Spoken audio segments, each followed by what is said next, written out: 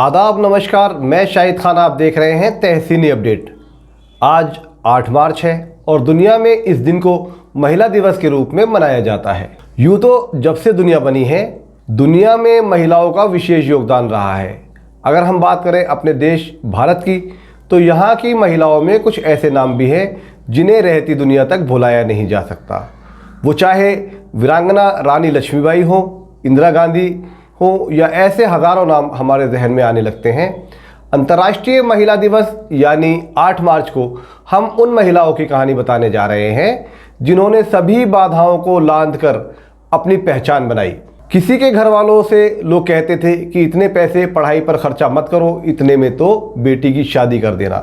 मगर सच्चाई ये है कि लड़कियों के विषय में आज भी परिवार द्वारा ये समझा जाता है कि वो लड़की है, गांव से बाहर कैसे पढ़ाई करने जाएगी।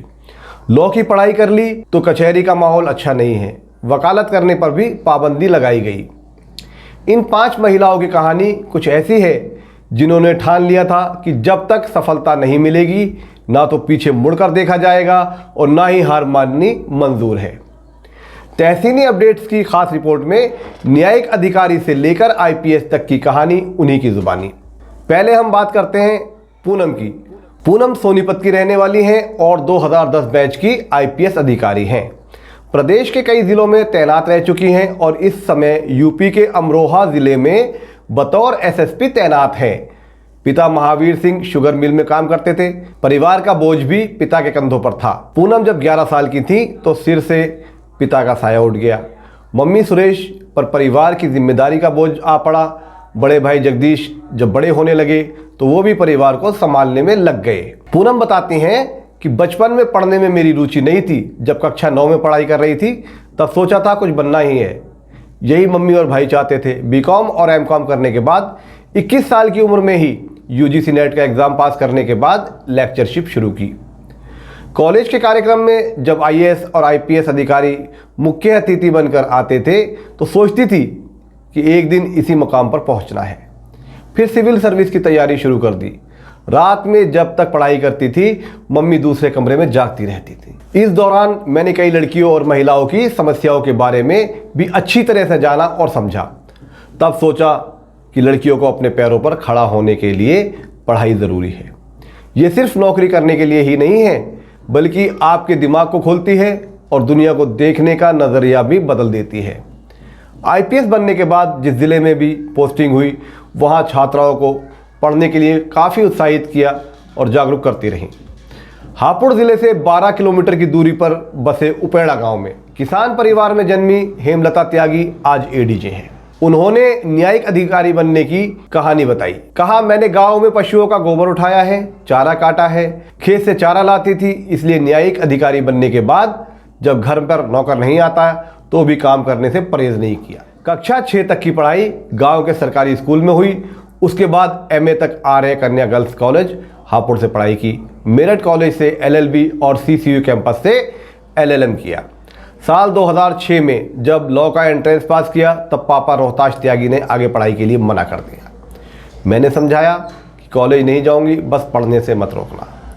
LLB हुई तो कचहरी में वकालत का रजिस्ट्रेशन करा लिया।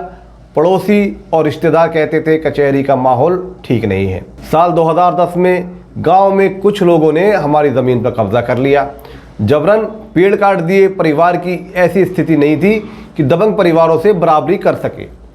गांव के उस परिवार का रसूख इतना था कि SDM ने फोर्स भेजकर भाई और पापा को उठवा लिया। मैं भी वहां पहुंची तो देखा SDM पापा रोहताश त्यागी और भाई मुलेश को धमका रहे थे। तभी फैसला किया कि जज बनना है, ताकि किसी कमजोर के साथ कोई दबंग अपने पावर और पैसे के बल पर अत्याचार ना कर सके। साल 2013 में पहली बार प्री परीक्षा पास की तो मनोबल बढ़ता चला गया।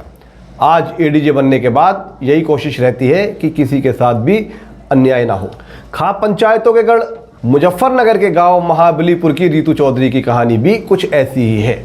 ये गांव चरथावल तहसील क्षेत्र में आता है, जहां एक समय लड़कियों को पढ़ने के लिए बाहर नहीं भेजा जाता था। रितु चौधरी ने बताया कि वो 2019 बैच की पीसीएस हैं। अमेठी जिले में डिप्टी कलेक्टर के पद पर हूँ। पिता वेदपाल सिंह किसान थे। 5वीं तक की पढ़ाई गांव के स्कूल से हुई। चरथावल में कक्षा 6 से 12 तक की पढ़ाई की। 4 किलोमीटर दूर पैदल पढ़ने जाना होता था। मैं गांव की पहली छात्रा थी जिसने गांव से बाहर जाकर पढ़ाई की। IMS देहरादून से MBA किया। UGC नेट करने के बाद दिल्ली में बच्चों को पढ़ाया भी। बड़ी मुश्किल से इतने पैसे मिलते थे कि बस महीने का खर्चा चल सके। पड़ोसी और रिश्तेदार कहते थे कि बेटी की पढ़ाई में इतना खर्च हो रहा है, इतने में शादी हो जाएगी। पापा ने यही कहा था कि बस बेटी हारना मत। साल 2017 में जब मेंस की तैयारी चल रही थी तभी पापा दुनिया से चले गए। एक तरफ मम्मी और भाई पर परिवार की जिम्मेदारी आ पड़ी तो दूसरी तरफ मेरे सामने लक्ष्य पाना मुश्किल हो चला था। पापा की मौत के बाद एक बार लगा कि हार जाऊंगी। दोनों भाई भरत सिंह और रविंद्र सिंह और मम्मी विमला ने हारने नहीं दिया। सरकार द्वारा चलाई गई छात्रों की निःशुल्क पढ़ाई योजना में मेरठ मंडल के कमिश्नर सुरेंद्र सिंह ने सम्मानित भी किया।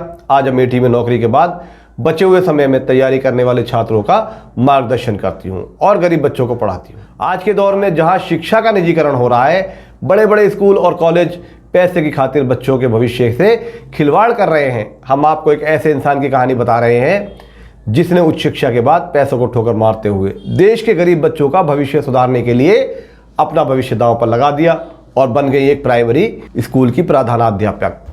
बेसिक शिक्षा परिषद के स्कूलों में जब आदर्श विद्यालय का नाम लिया जाता है तो मेरठ के रजपुरा प्राथमिक विद्यालय का नाम कुछ वर्षों से ऊपर ही चल रहा है। इस विद्यालय की प्रधान अध्यापिका पुष्पा यादव का ये स्कूल 2019 में प्रदेश में टॉप 5 पर सिलेक्ट हो चुका है। ये वो शिक्षिका है जिन्होंने निजी पैसे लगाकर इस स्कूल की ना तो सिर्फ तस्वीर बदली है बल्कि छात्रों को पढ़ाने के लिए घर घर जाकर दाखिले भी किए हैं। मेरठ के मवी मटौरा गांव के रहने वाली पुष्पा यादव ने बताया कि पिता राजेंद्र यादव मोदी फैक्ट्री में रहे हैं, छोटे भाई प्रदीप यादव डिप्टी CMO हैं तो बड़े भाई संदीप यादव की लैब है। मैंने 3 विषयों में MA के अलावा LLB भी किया। मेरे लिए अफसर बनना मुश्किल नहीं था।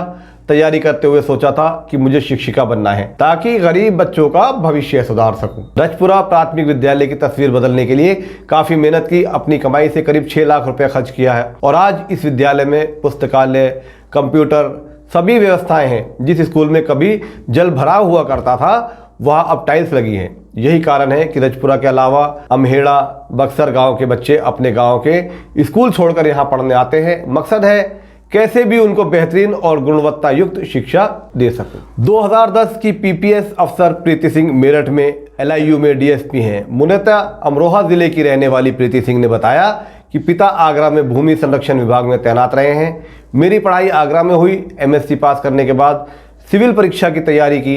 प्रीति कहते हैं कि पापा हमेशा कहते थे कि बेटी कुछ बने। मैं भी सोचती थी कि लड़कियों को आत्मनिर्भर होना चाहिए, इसके लिए अपने पैरों पर खड़ा होना जरूरी है। दूसरे ही प्रयास में PCS में सिलेक्ट हो गई। वो कहते हैं लड़कियों को आत्मनिर्भर होना चाहिए, अपनी छाप छोड़ने के लिए कुछ करना जरूरी है। हर महिला को आज सशक्त होना जरूरी है। कम से कम ऐसा करें जिससे परिवार भी गर्व महसूस कर सके। बेटियों के लिए आज मौके कम नहीं है। तो देखा आपने, ये वो महिलाएं हैं जिन्होंने देश और अपने परिवार, अपने गांव, अपने शहर और अपने जिले का नाम अपनी मेहनत से, अपने हौसलों से बुलंद किया है। तहसीनी अपडेट न्यूज चैनल महिला दिवस के अवसर पर देश का नाम रोशन करने वाली मातृशक्ति को सलाम करता है।